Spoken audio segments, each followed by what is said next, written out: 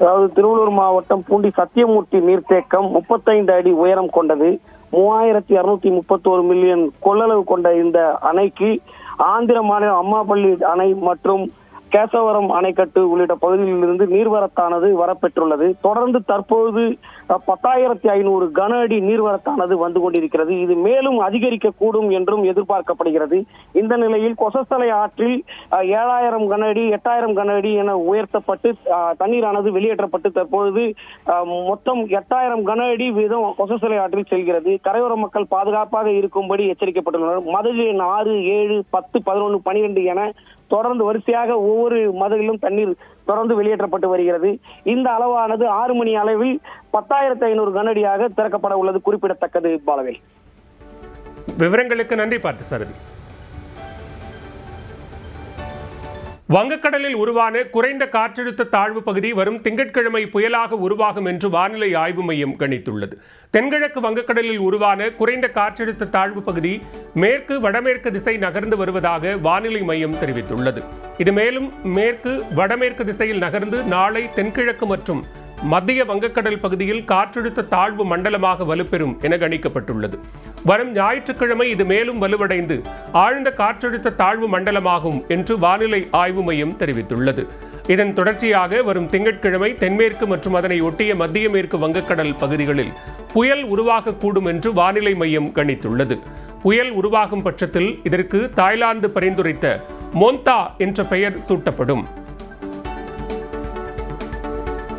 வங்கக்கடலில் புயல் உருவாகும் பட்சத்தில் அது ஆந்திராவை நோக்கி செல்ல வாய்ப்பு அதிகம் என்று இருப்பதாக வானிலை ஆய்வாளர் பிரதீப் ஜான் தெரிவித்துள்ளார். இதுகுறித்து எக்ஸ் பக்கத்தில் பதிவிட்டுள்ள அவர், புயல் ஆந்திராவை நோக்கி செல்வதால் சென்னை, திருவள்ளூர், காஞ்சிபுரம், செங்கல்பட்டு மாவட்டங்களில் கனமழைக்கு வாய்ப்பில்லை என்றும் மிதமான மழையே பெய்யும் என்றும் குறிப்பிட்டுள்ளார்.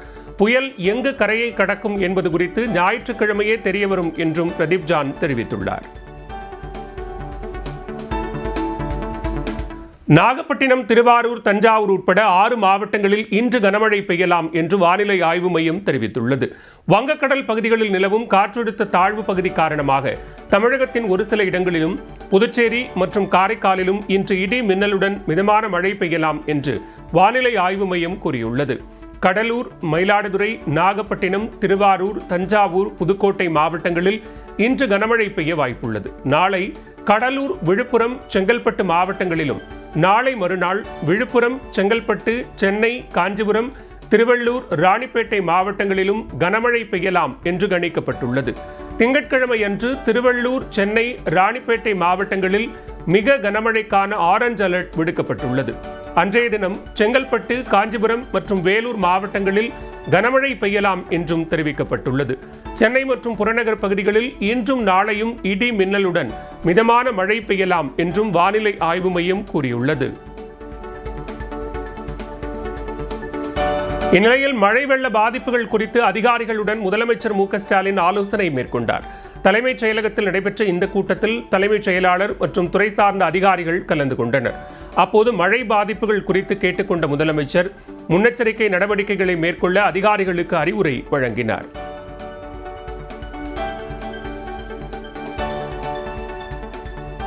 டெல்டா மாவட்டங்களில் மழையால் ஏற்பட்ட பாதிப்பு நீடிப்பதால் விவசாயிகள் கவலையடைந்துள்ளனர். தஞ்சாவூர் மாவட்டம் நல்லிச்சேரி பெரிய வாய்க்காலில் தூர்வாரப்படாததால் பல 100 ஏக்கர் விவசாய நிலங்கள் பாதிப்படைந்து நெற்பயிர்கள் அழுகும் அபாயம் ஏற்பட்டுள்ளதாக விவசாயிகள் கவலை தெரிவித்துள்ளனர்.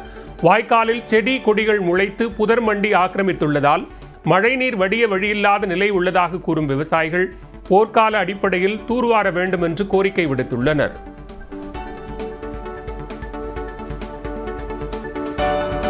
நாகை அருகே திருமருகல் பகுதியில் கனமழை ஓய்ந்து 3 நாட்கள் ஆகியும் தண்ணீர் வடியாததால் அறுவடைக்கு தயாராக இருந்த பயிர்கள் சேதமடைந்தன. அறுவடைக்கு தயாராக இருந்த 1000 ஏக்கர் குறுவை நெற்பயிர்கள் வயலில் சாய்ந்துள்ளன.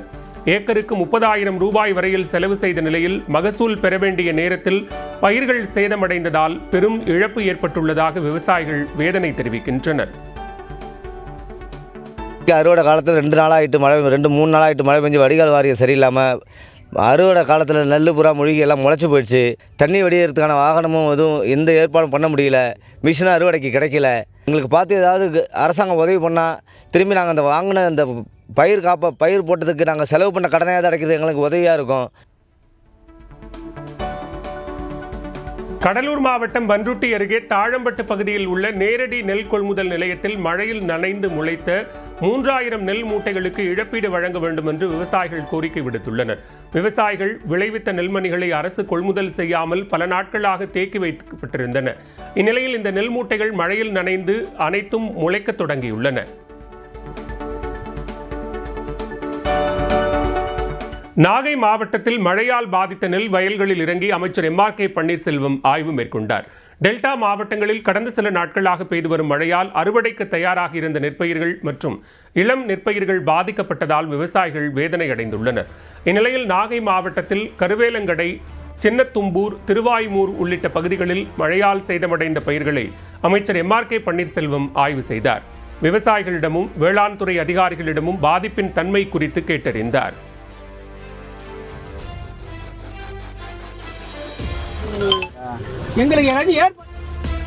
வடிகால் வாய்க்கால்கள் முறையாக தூர்வாரப்படாததால் தண்ணீர் தேங்கி நிற்பதாக விவசாயிகள் வேதனை தெரிவித்த நிலையில் உடனடியாக உரிய நடவடிக்கை எடுக்கும்படி அதிகாரிகளுக்கு அமைச்சர் MRK பன்னீர்செல்வம் உத்தரவிட்டார்.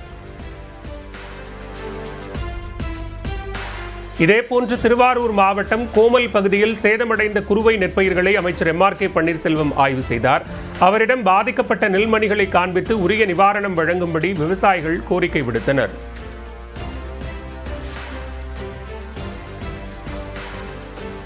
ஆய்வுக்கு பிறகு அதிகாரிகளுடன் ஆலோசனை நடத்திய உழவர் நலத்துறை அமைச்சர் MRK பன்னீர்செல்வம் பயிர் பாதிப்புகள் குறித்து கணக்கெடுக்க உத்தரவிட்டுள்ளார். இந்நிலையில் கடலூர் அருகே பெத்தான்குப்பம் கிராமத்தில் பரவனாற்றில் வெள்ளம் கரைபுரண்டு ஓடி வரும் நிலையில் அப்பகுதியில் மாடுகளை மேய்ச்சலுக்காக அழைத்துச் சென்ற முதியவர் மணிவேல் வெள்ளத்தில் அடித்துச் செல்லப்பட்டார். தகவல் அறிந்து வந்த தீயணைப்புத் துறையினர் மற்றும் மீட்புப் படையினர் படகு மூலம் தேடும் பணியில் ஈடுபட்டுள்ளனர்.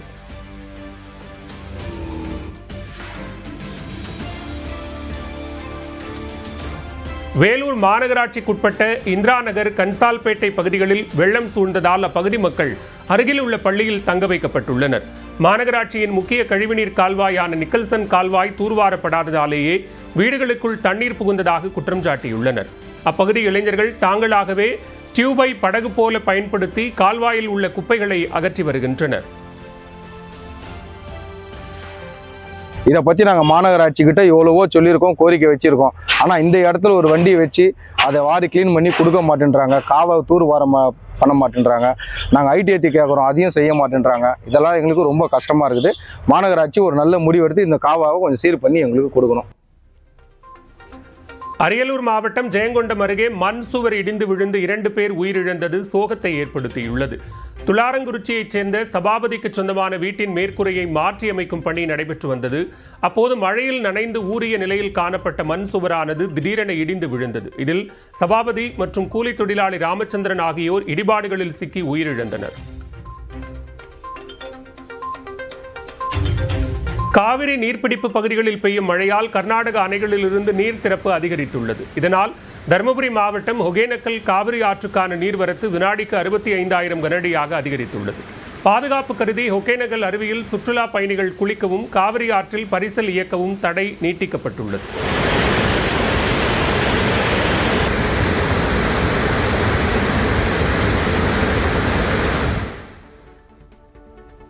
மேட்டூர் அணையிலிருந்து திறக்கப்படும் நீரின் அளவு வினாடிக்கு 65,000 கனஅடியாக அதிகரித்துள்ளது. மேட்டூர் அணை ஏற்கனவே முழு கொள்ளளவை எட்டிய நிலையில் கர்நாடக அணைகளிலிருந்து திறக்கப்படும் உபரி நீரின் அளவு அதிகரிக்கப்பட்டுள்ளது.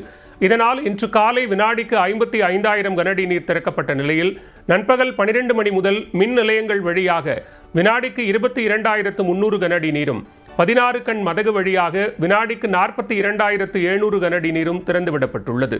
இதனால் கரையோர மக்கள் பாதுகாப்பாக இருக்குமாறு நீர்வளத்துறை எச்சரிக்கை விடுத்துள்ளது. மேட்டூர் அணையிலிருந்து நீர் திறப்பு அதிகரிக்கப்பட்டுள்ளதால் திருச்சி முக்கொம்பிலிருந்து கொள்ளிடத்திற்கு வினாடிக்கு 41,000 கனஅடி நீர் வெளியேற்றப்படுகிறது. மேட்டூர் அணையிலிருந்து முக்கொம்பு மேலணைக்கு வினாடிக்கு 54,000 கனஅடி நீர் வருகிறது. இதனால் முக்கொம்பிலிருந்து கொள்ளிடத்திற்கு வினாடிக்கு 41,000 கனஅடியும், காவிரியில் வினாடிக்கு 12,800 கனஅடியும், கிளை வாய்க்கால்களில் வினாடிக்கு 200 கனஅடியும் நீர் திறந்துவிடப்படுகிறது.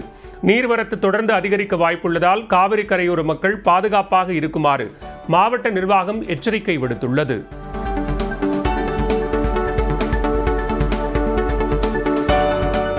வேலூர், திருப்பத்தூர், ராணிப்பேட்டை, காஞ்சிபுரம், செங்கல்பட்டு மாவட்டங்களில் பெய்த கனமழையால் பாலாற்றில் இரு கரையையும் தொட்டுக்கொண்டு வெள்ளம் பெருக்கெடுத்து ஓடுகிறது.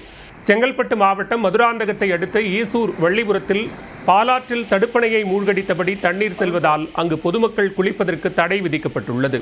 கரையோரம் வசிப்பவர்கள் பாதுகாப்பான இடங்களுக்கு செல்ல மாவட்ட நிர்வாகம் அறிவுறுத்தியுள்ளது.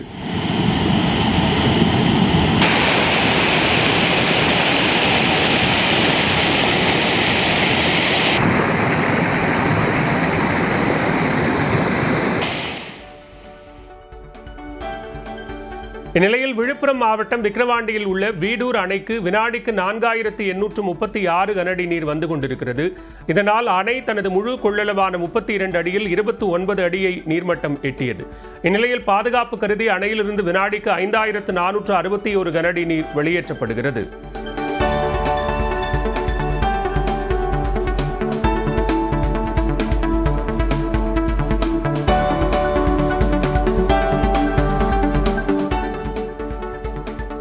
செம்பரம்பாக்கம் ஏரிக்கு நீர்வரத்து தொடர்ந்து அதிகரித்துக் கொண்டிருப்பதால் அதன் கொள்ளளவான 3 TMCயை நெருங்குகிறது. தொடர் கனமழையால் செம்பரம்பாக்கம் ஏரிக்கு வினாடிக்கு 1196 கனஅடி நீர் வந்து கொண்டிருக்கிறது. இதனால் ஏரியிலிருந்து வினாடிக்கு 750 கனஅடி நீர் வெளியேற்றப்படுகிறது.